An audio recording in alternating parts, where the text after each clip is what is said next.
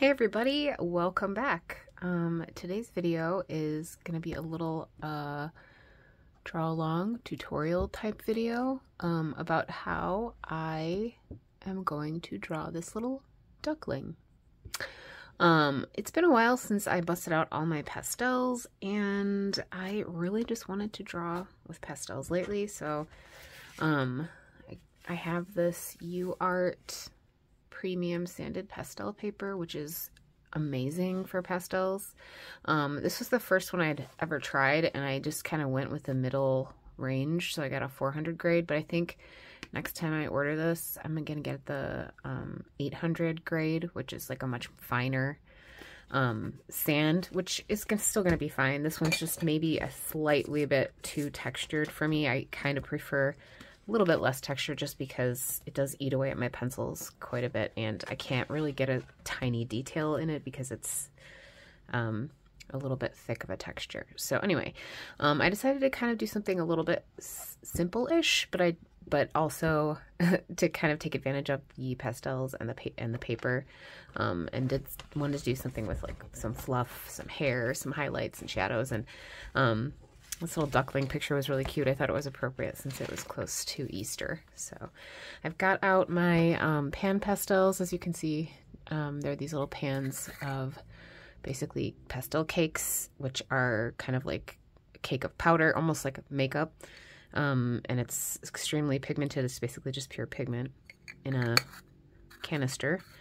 And I like to use these with brushes, actually. Makeup brushes I find to be the best way to apply the pan pastels, and also because it's kind of like painting this way. There's also these sort of tools that you can get to use with pan pastels, which have this sort of spongy, it's also like a makeup sponge texture, like those silicone sponges, and you just sort of use it and smear it onto your paper. These tend to get pretty torn up with the sanded paper though, so you have to be careful with using these with your sanded paper, but I actually like paintbrushes better anyways, or makeup brushes. So I've got a bunch of makeup brushes over here that I actually use with my pastels a lot. They work with regular pastels too, but my pan pastels I like to use a lot of times as just like a base layer of pigment in the background. So I've also got out these are Rembrandt pastels, and a bunch of my Faber-Castell pastel pencils. I have like a whole set of them, but I just got out the ones that I thought I would need for this particular painting. So without further ado, I may just go ahead and close up now, so you can sort of just watch my painting process. So as you can see, I've got it all zoomed in now. I already have my line drawing on there, and that way, like, I just do a very, very light pencil sketch, and that way I can just sort of draw over it. And the great thing with the paper too is that when you have these like pencil sketches underneath, or if you have a drawing underneath, you can easily cover it up with the pastels or even color pencils. I've heard some people use this paper with color pencils a lot too, and I haven't actually tried it because I'm afraid to waste my color pencils on it, but I feel like it's just gonna eat them up.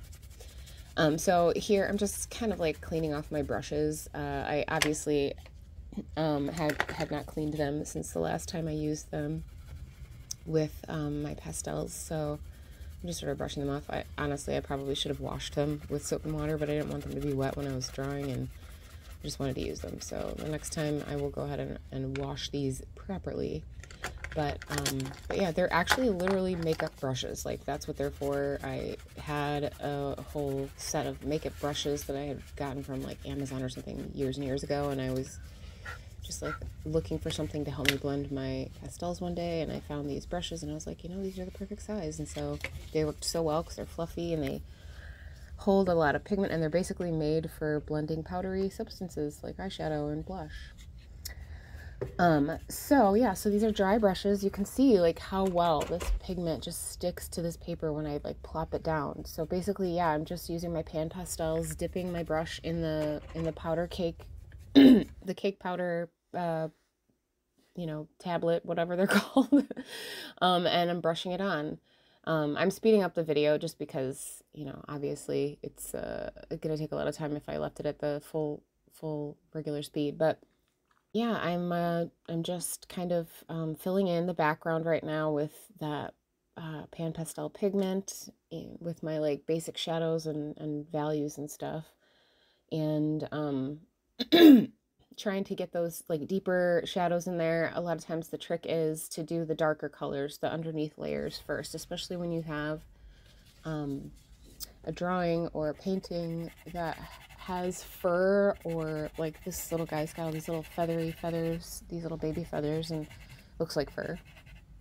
So basically all the trick is to put your dark layers down first, and this is tricky to do with a lot of different mediums because some mediums you can't cover dark areas with light areas. So a lot of times in that case you have to mask it off first, or use some other technique, or use some like mixed media. But this is what's so great about pastels, and what I've always loved about pastels is being able to layer those light colors on top of darks, be able to get those like rich textures. I used a different yellow here. You can see that I've got my like stick pastel that I used instead of the same one that I used in the background with that yellow mixed with the green, just because I wanted a different tone of yellow. The duck's kind of more of a like an orangey yellow color, so that's why I used that stick pastel. I didn't use a whole lot of my stick pastels in this drawing, actually. I think I only used like 2 or 3 different colors, and that's just because I have those pan pastels and they're so great for filling in those big surface area. And also because this drawing is quite small. It's pretty small. It's like I think it's like 6 by 8 size, so it's not very big, and it's sometimes hard to get really detailed textures, really detailed designs and stuff with pastels when you're working so small, just because they are a sort of like clunky medium. But that's also why I have the pastel pencils, as you can see, which are very helpful for getting those little details and all the little hairs and stuff like that. So please don't do what I do. You obviously saw me just blow the dust off of my drawing, and I know that's a big no-no for pastels because, you know, those toxic pigments probably aren't great to breathing. Also, I forgot to mention, but I did put on gloves to do this drawing. You can see my rubber gloves. It's kind of weird, but something about the texture of the dryness of the pastel chalks and stuff, I just don't like the way it feels on my skin. I don't like to touch it. I know a lot of people actually paint with gloves on, especially with oil paints and stuff too, just because you're trying to protect your skin and, you know, be more healthy. But for me, it's purely just a textural thing. I don't like the feeling of the chalk on my fingers. It's not that I don't want to be dirty, because I don't not mind being dirty at all. I get art supplies all over me all the time. I'm always got paint all over me. It's not about that. It's about the texture and like feeling that dry powder on my skin. I just don't like it. It's literally like fingernails on a chalkboard for me. It's a very unpleasant feeling. So I decided to wear rubber gloves for this painting, and as you can see, I still don't have any problem like blending with my fingertips. It's actually kind of easier because it doesn't hurt my fingertips with the sandpaper, and also it doesn't get the oils from my skin into the piece, which sometimes can be a problem as well. So so yeah, I'm just blending a little bit with my fingers there. So really the only, I think, stick pastels that I used in this were that yellow, this orange, and maybe a little bit of that brown, maybe 1 or 2 brown tones. But you can see it looks quite rough right now. It's just basically like the layout of the shapes of the shadows and those like bulk spots where the different colors are in my reference picture, which I'll insert another photo of the reference picture here so that you guys can see it again. I know I put it at the beginning, but it was kind of a brief view of it. So anyway, here I am just like adding some more detail with those dark shadows. I wanted to make sure it had like plenty of contrast, just because a lot of times when you have such a simple layout, a simple composition, you want to make sure that your image is striking enough so that it actually, you know, catches the viewer's attention. Make sure that you're not just like drawing something plain on on a, in the middle of a paper. And it's basically like the composition has to do with the shadows and the textures and everything too, but the color contrast and making sure that your shadows and highlights contrast enough to be like a dynamic image. So that's what I'm doing. I'm just trying to get my shadows and highlights in there for that underlayer so that it makes it a lot easier when I go in over it with the little like furry hairs, the little feathery babies for this little baby duckling. So you can see, yeah, I'm just blending a lot. Excuse me, I'm so sorry I keep clearing my throat, but I've got a frog in my throat today. So in a minute, I'm probably going to speed this up again just because I feel like I don't need to talk about my process the entire time, but just you guys can see sort of like a sped up version. Just sort of brush the tip of my brush onto that pastel there. It's funny. I just wanted a tiny bit of it.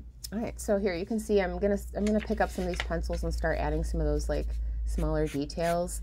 It's nice to get those little hairs, and you can see how smoothly the pastel draws over itself. Like it goes right over the other colors underneath. It goes right over that background color. It just makes things so much easier for layering.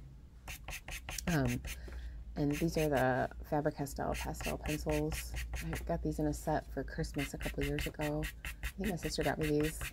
It was one of the things I really wanted. But because I used to do a lot of pastel drawings, it was like my go-to medium for a long time. And especially for doing like realistic animal portraits, I feel like it's definitely my best medium anyway. Like for myself, for the way that I draw and my style and my preferred methods, I feel like pastel is definitely my medium, and yeah, so here I sped it up quite a bit again just so that you guys could see. I'm going in with all those details with those pencils, and I don't know why I left the head for last, to be honest with you. I just kind of like got distracted by the rest of the duck, so yeah, I have to go back in and work on that head here in just a minute, but I think I'm going to slow down this part for the eye too. I slowed it down a little just so you can see the detail, because the eyes are always my favorite part to draw. I feel like once you put that eye in there and then you add like the highlights, it just gives it so much dimension. It's something about like the depth and maybe it's just because that animal now comes to life. Once it has eyes, it's like an alive creature and it can see and it's like part of the world. I don't know. So, yeah, so here's my little duckling. I just added some more of that details with the pencils there. I feel like the head I probably did a lot more with just the pencils, just because it is such a detailed spot. And you can still blend those pencils. They're still made out of the same pastel materials. They're just in a smaller, more manageable version and in a pencil stick, so it's easy to sharpen and hold. And obviously these are my preferred tools for pastels just because I don't have to touch them as much.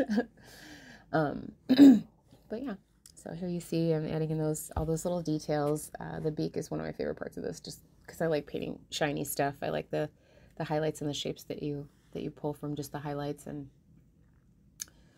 kind of looks random, but it makes sense in the end. So yeah, you can see I've got quite a few different colors out that I've pulled out for drawing this. A lot of different yellows and oranges and some reds and browns and stuff too, but I don't think I ended up using all of them really. I just sort of like picked out the ones I thought I might need. And all right, so here's the fun part, is adding all these extra little hairs and details and putting in the highlights. And once I go in with these lighter yellow colors, it really starts to make the portrait pop. You can see sort of like around the left edge there by the head and by the side of the body where it just seems like it's kind of flat. And that's just because there's not enough contrast between the foreground and the background. And so I will go in and darken up some of that background a little bit and add some highlights on the lighter part too, just so that it makes it pop. So you can see how much that like almost an outline It's almost an outline, but once you blend it together, it'll blend in with the background, so it won't look like an outline, like a hard line anymore. And then adding the shadow, the shadow underneath the duck and everything like that is just definitely, these are the kinds of things that make the portrait really come to life and make it look really dimensional. Without those deep shadows and highlights, the portrait just would fall flat. It just wouldn't look as captivating. So yeah, so look, it's almost done. I've got a couple of little details I'm still going to add to it or whatever, but yeah, here's my highlights. Ooh, look how fun it looks. Looks so good with those white highlights. I love it. I forgot how much fun it is and how different it just makes the whole thing appear. Once you put the white in, the highlights are like the best. It's like the finishing touch and that like cherry on top. So yeah, this is basically my process for any kind of like pastel drawing that I do. I always layer on the shadows and block out those shapes first. It's the easiest way to do it. It's the fastest way to do it. It makes the process so smooth. And my process, like for this entire painting, I think this took me about 1 hour to complete all the way through. But yeah, so here it is. It's all finished. You can see. I actually did tape the edges of this picture. You can sort of see there's like some tape around the corners and the edges of the painting. And the reason why I do that is just so that I can get a nice clean edge at the end, so it looks more finished. And I didn't peel this off yet. I haven't peeled it off in the video, but when I peeled off the tape, it's nice and crisp on the edge, so you can see a border around it. And you're going to have to frame a pastel painting anyway, just because otherwise it will smear everywhere. But here's my little ducky. Hope you guys enjoyed this video. I hope you guys like watching my pastel painting process. If you have any questions, please let me know in the comments. And thank you so much for watching. Please subscribe if you'd like to see more content from me. Thanks a lot. Bye, guys.